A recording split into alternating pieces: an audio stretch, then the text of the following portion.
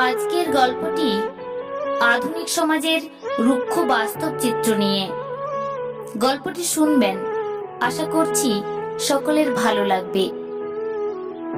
এক অস্থির জেনারেশন তৈরি করছি আমরা।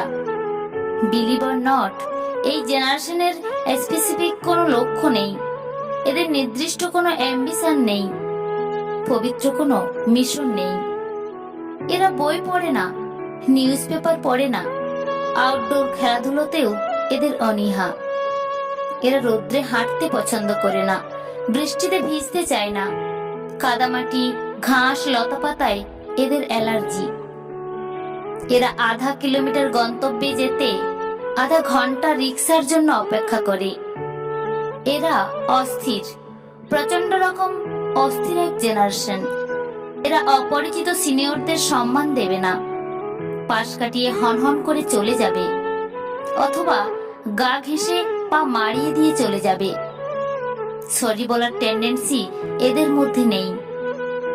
এরা অনর্থক তর্ক জুড়ে দেবে। না পাবেন বিনয়ী ভঙ্গি, আর না পাবেন কৃতজ্ঞতাবোধ। এদের উদ্যত আচরণ, সদম্ভ চলাফেরায় আপনি ভয়ে কুঁকড়ে যাবেন। সংযত হওয়ার উপদেশ দিতে চাইলেই বিপদ, নাজেহাল হওয়ার সম্ভাবনা অধিক। আপনি পাবলিক বাসে চড়েছেন, দেখবেন খালি সিটটায় জায়গা পেতে সবচেয়ে বেশি জুনিয়র ছেলেটাই প্রতিযোগিতা করবে। আপনাকে ধাক্কা টাক্কা দিয়েও শটান বসে পড়বে। তার বয়সের দ্বিগুণ এই আপনি দাঁড়িয়ে দাঁড়িয়ে দেখা ছাড়া তেমন কিছুই করতে পারবেন না।